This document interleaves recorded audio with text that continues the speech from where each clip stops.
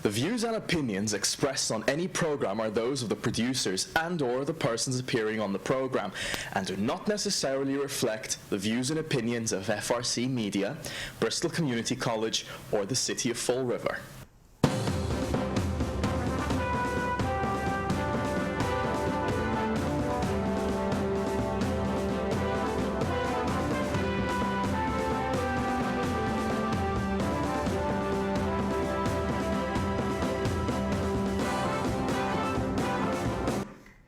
Welcome to Spindle City Straight Talk. I'm Chip. I'm CJ. And I'm Nisa. And I'm Carlos. We have a full house and we got headaches all around. It's Friday. It's Friday after a major debate, and the first thing I have to say, is my panique goes out to Rick Oliveira at WSAR. Because he has been friends with Bill Rapley for so long that he doesn't even remember his name is Jim. So there you go.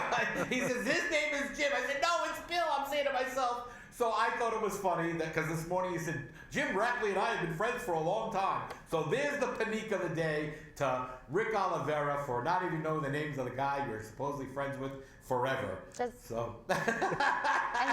And Bill is a journalist. Yes, he is. Oh, yeah, that's another thing. And real journalists and TV journalists are two different worlds, according to Rick Oliveira.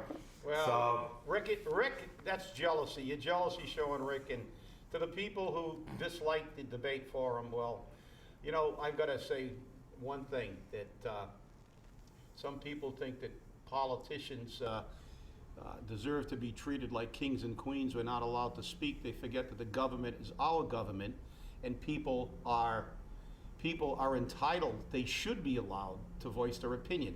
And just in case you haven't figured it out, because they're going to blame it on us and the people of Fall River, every city and town in this nation, when they have an issue that inflames the public, when the public gets angry, they have meetings that are very, very vocal. Matter of fact, right close to us, the Coventry Fire District. That thing's been going on for a year. Yep. And they've had meetings where they had to have a heavy police presence and people were yelling and screaming, as they do at town meetings. And as I told Sam Sutter's campaign manager when she said she didn't like the idea, and I said, well, that's your prerogative not to like it. I said, however, I'll remind you that was the people's debate, and the government is the people. We are the government. And when you're upset, you have a right to show the people who are supposed to represent you that you're upset, because they are not supposed to do what they think is right. They are supposed to do what is right for us, the people. And with that, that's the end of it, because I thought the debate was great. The debate was great. We had a great time. You know, the thing is for our viewers who said, you know, it was very loud and noisy in the auditorium, it was an enclosed area, but the mics weren't on the audience. The mics were on the candidates, the mics were on the panelists, and the mic was in the hands of Bill Rapley. So their noise was minimized during the debate. And you can see this online as well, yes. Which that was one of my concerns, CJ, where I had said, you know, during the debate, I had told the other panelists, I'm like, they're getting too loud, this is not going to be good. But you could see it online, and you could barely hear the audience. The questions were pretty clear. So if you'd like to see that, it's FRGTV? FRGTV.us, video on demand. That's right. And it's actually floating around everywhere right now, so people can actually listen to it. But what I think is funny is this. Those that are complaining because the campaign or the debate may not have gone for their campaign. You know what? As Chip said, this is and shall remain the people's debate. If you don't like the form, if you don't like the format, get involved. We asked you for the questions. We asked you for the format. We asked you what you're comfortable with, what you want to see, what you want to hear. And you don't answer.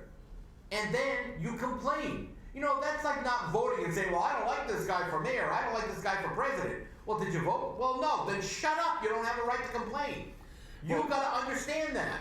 Well, the other thing is we got some very, very good questions. Yes, we did. From people, and a lot of people were you know, a lot of people probably said that most things have been asked and answered. And this is why the debate was so good. But let me say about the people who are complaining that we're in the auditorium. Look, let's be real. Everybody in that auditorium had a side. They didn't want to hear what the other side had to say anyway. They were screaming and yelling and when the other side was talking because they were there as partisan people. They were there because they supported one or the other candidate. There were very, very few people in that auditorium that hadn't picked a side yet. So they were loud, they were raucous, and good. They got it out of them. And by the way, I did forget to mention one thing, and I'm going to mention this. When we left, I spoke to the police officer in charge. He said that was the calmest debate of all the debates. They had absolutely no problems because the people got their opportunity to vent and to make noise, and they weren't stopped. And it actually became the least difficult debate for them to handle. And that's right from the police officer in charge's mouth. He said this is the best one.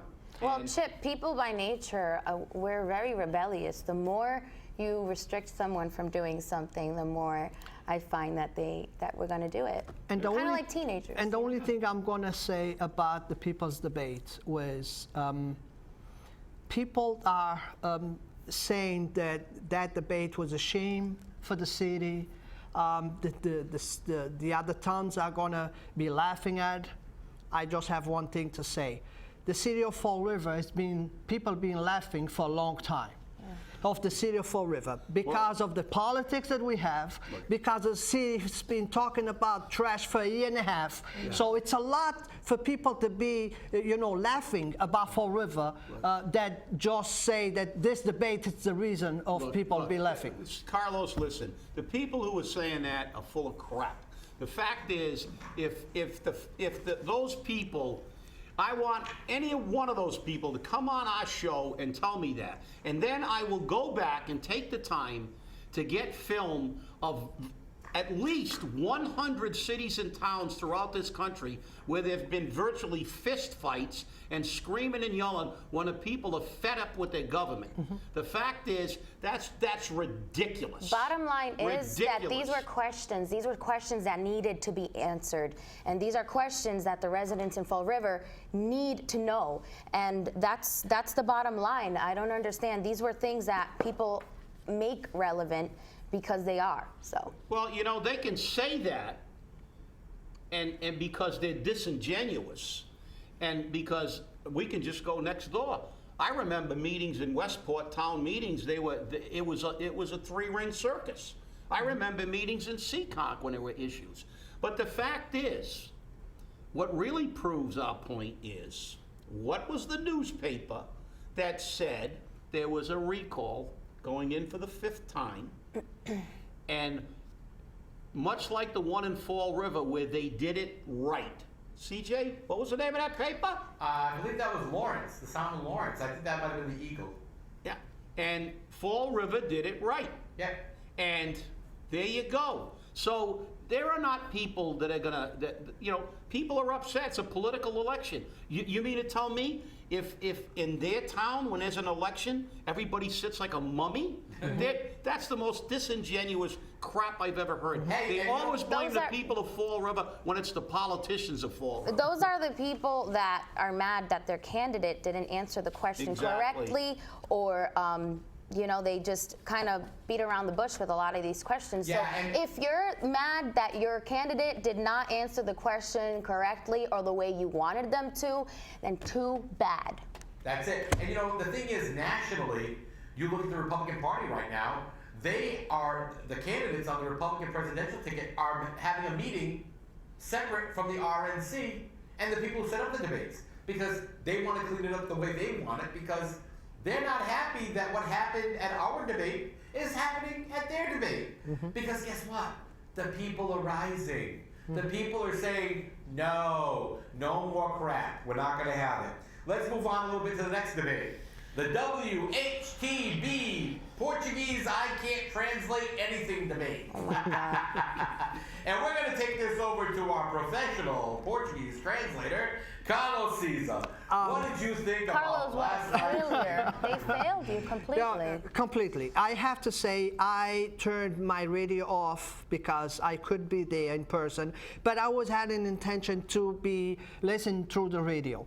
After the first question that was asked to the candidates and listen to the translations, I turned it off. I didn't want anything to do with this.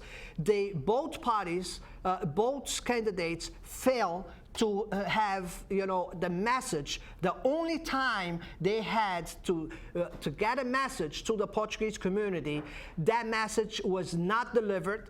And I can just talk about the first question. The mayor was the first. The first question was to the mayor.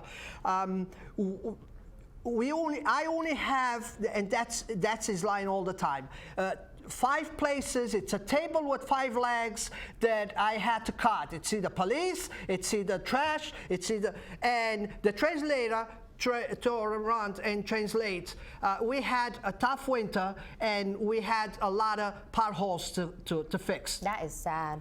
I turned it right off the radio because I didn't want to have a heart attack last night. What the So that's that. So don't ask me what happened after that because what I'm telling you, it was the first 2 minutes. And when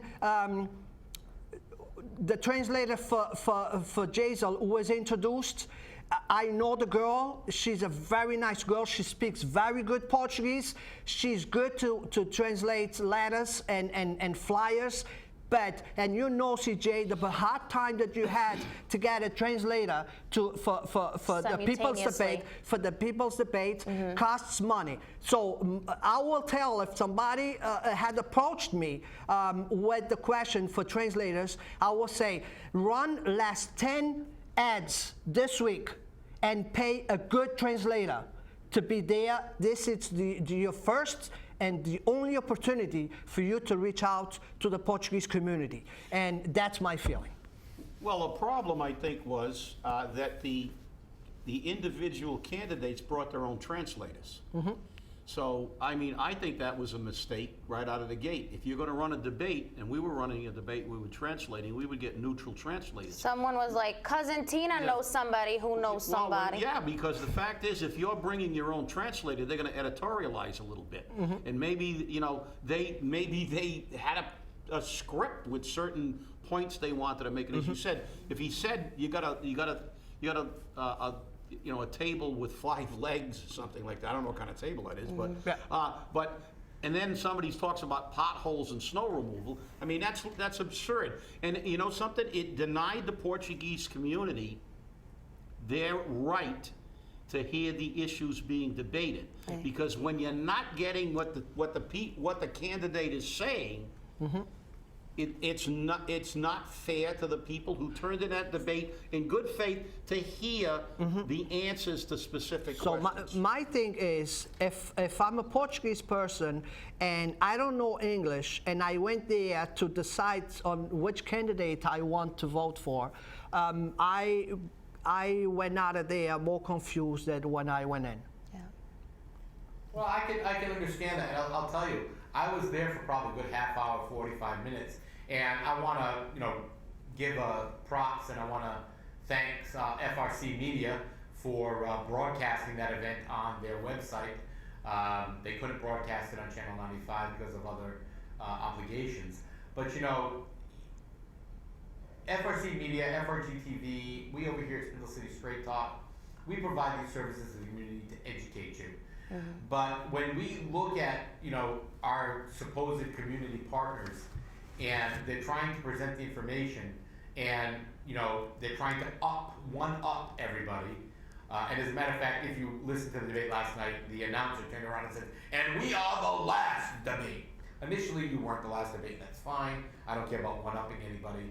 You know what? Everyone had a debate. There were enough debates this election season. If you don't know who you're voting for now, and let me add you this, and even the moderator then translate to English Correct. that he spoke in Portuguese. I know. Because in Portuguese, he said this is going to be a different debate. This is not going to be a circus debate like last night. Yes. Well, I'm gonna tell the and that people- was not translated. Right. I'm going to tell the people this. It's not about who had the best debate, what debate was more organized. If the questions were answered that you wanted to be informed on, if by the end of the debate you were more informed than before, then that's a good debate. Exactly. I agree 100%. And Chip, I don't like you too quiet. Yeah. Why are you quiet? No, I'm looking, you're talking about a foreign language debate. That's not the foreign language I speak. No. I don't speak Portuguese. And What do you speak? Huh? Arabic? Lebanese, yeah. Lebanese. So, yeah. He's the Flint boy. Don't say that too loud because then they'll be. He's a Flint boy. But look, the whole concept of this thing, this debate, it's not a contest. Debates are there to bring the public and show the candidates not only their platform, because let's face it, half the time, unless and I think our debate went into depth because we asked follow-up questions, and most of them didn't. They gave them a minute or two to answer, and that was the end of it. But then both Bill Rapley, Nisa, and the panelists asked the follow-up question if they didn't feel the question was answered fully. So I think that enhanced the debate. But the fact is, listen, it's not only about the answers to the questions. It's about how the candidates handle the pressure of a debate, how they handle themselves in front of a camera, how they react to people. And there was a lot of discussion in the initial debate about the way the mayor, interacted with the audience and the public. And this is what debates do. And whether you like it or dislike it, tough. You don't like it, don't look. It's like people who are opposed to casinos. You don't like to gamble, don't go to the casino. Right. I mean, nobody is holding a gun to your head. And I do have a dashboard on my car, by the way. Nobody's holding a gun to your head to watch the debate. So if you watch the debate, don't whine and complain that this is, like I said, this is look, it's a great example of bull crap. Yeah. The purpose. What it is an example of people that are pissed with their government. Excuse me to interrupt, but the purpose also, in regards to the follow-up questions were not there to attack the candidates.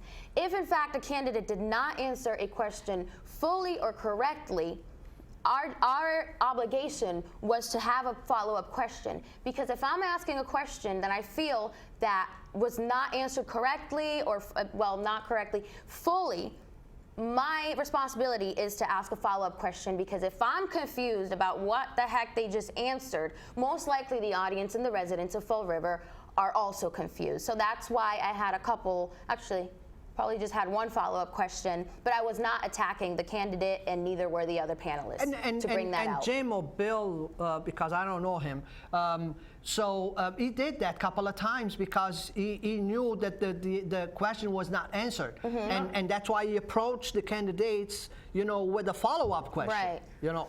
Well, the city has been debated out. We've been debated out. We've got 2 years before we have to go down this road again. Just remember to get out and vote Tuesday. But let's move on a little bit. There's a lot of questions about he's a liar, she's a liar, that one's a liar, this one's a liar. And that's fine. Everyone can lie and everyone can have fun lying. I'm very happy for them. But you have to check out the information that people are talking about. But what Joe Good did yesterday was she came out on the Solid Waste Task Force report. Now, I've been holding back information that I've had since probably the 26th, which was Monday of this month, because I wanted to verify it and find out, where it came from, what happened with it, all of this other stuff. And now it's reported that Rob Mellion currently has a copy of the report that's going to become the final draft, because Mike Maioza and others were not happy with some of the statements made by one of the board members. Now, I have verified the authenticity of the reports that I've received. See, one of the things that these people forget, especially in Word and in PDF documents, there are identifiers on them that say where they came from. Now, I have version 6 of the report. Yes, Mr. Mayor, if you recognize it, this was in your mailbox, because as a matter of fact, the metadata on the file say author Sam Sutter, Yeah. last edited by Michael Mioza. The other version was a PDF file. Now, there are some significant differences in the versions, and I think the reason why they wanted to clean it up was that in one version of the report, the city council was thrown under the bus for failure to implement an enforcement strategy. They didn't put in legislation. They didn't put in ordinances which would require the city to enforce this, or a means to enforce it. I have shared these reports with a couple of our partners, so I'm expecting that this is going to create quite the headache for Rob Mellion, Mike Mioza, Dan Battello, and many members on the Solid Waste Task Force, which, as we reported earlier this month, members of the task force did not want to stay on the task force, and they've created numerous reasons why, Deb Festino being one of them. And again, this is rumor, allegation, whatever, but this is not. This is what it is. Like it or not, we have it. And when I called a member of this committee, Dan Battello, he would not verify or deny the contents of these reports until Joe Good got a hold of him. And then he called me saying, you sent those reports over to Joe Good. That's the last person I would send these to. Because when I used to provide Joe Good with information, she got snippy about it. So, and again, I'm very difficult to work with. And believe it or not, I am. So I didn't provide it to them. But we have these reports. And I'll leave Chip to give you the basic commentary on it, because he only had a few minutes to view it. But let's put it this way, I left my hip boots at the door. So, Chip, correct me if I'm wrong. The purpose of modifying these was so it can be more convenient closer to the election. Well, not only that, this is an exercise in negotiating who was not going to get thrown under the bus. It was a political. Look, let me say we killed a lot of trees here. yeah. And I'm going to tell you what this report is good for. Okay? That's what this report is good for. You got to remember one thing. It's like commissioning a study. When you commission a study, that study will end up recommending what you want because you're paying the people. These people were appointed by the mayor. Appointed to this task force by the mayor. And then, because this is a hot potato, they began to infight. And then they began to point fingers because this was supposed to be a document to shore up the mayor's position, shore up the action, and as far as the city council is concerned, if I was on a city council, I would have never voted in an ordinance. Because the fact is, Mayor Flanagan circumvented the city council to create this program by going to the Board of Health. And I'll tell you what, it would have been a snowy day in hell before I ever gave him enforcement powers when he circumvented the legislative body of the city of Fall River. That's number one. Number two, this report is a political document. Any similarity between this document and reality is purely coincidental. Okay? So let's put it this way. All their stats, all their statistics, liars, figures don't lie, but liars can figure. They've got a list here that attacks median household incomes. And they show how but when it's convenient for them, they don't show the tax rate. They show the total taxation on the average house. That definitely answers my question. Thank So you. right out of the gate, they go to Newton, and they tell you that the average household income is $119,000. But then they don't put the fact that Newton's tax rate is lower. They show how much you pay on a house in Newton. Well, houses in Newton are worth 5 or 10 times more than they are in Fall River. Why? Of course they're going to pay more money. But look at the median household income. $33,000 in Fall River, $119,000 in Newton. So the fact is they have a lower tax rate, and if you take that tax rate and compare it on its impact to your income, it's like saying an $8 hamburger has less impact on a person that's got $6 in his wallet than it does with somebody that's got $300 in his wallet. And the reality is, listen, this is absolute baloney, manipulation of figures, and you just look at what they've done with these numbers, and you know, figures can lie. Figures don't lie, but liars can figure. The fact is, this is a document that was manipulated to put their position forward. And the other thing is, they're talking about the average tax bill. I don't see a line in here that also has if any of the fees that we pay in Fall River are contained in these communities that households have to pay, like the CSO, like the trash fee, like the bags. Yeah. This is crap, all right? This is political bull. This report isn't worth the paper it's printed on. They couldn't even agree amongst themselves. That's why there was 7 different versions of it. And the reality is that's why they're not going to release it until after the election. Because you know something? They all wanted to jump on his plan when he thought Sutter was going to walk into a second term. Now the election's getting tight and everybody's throwing everybody under the bus because they're all cowards. I see. My question for you, Chip, is this, because I didn't read the report. This task force was put together to give me, citizen and taxpayer of the city, solutions to resolve my trash problem. That's what I'm going to log through that when that comes out.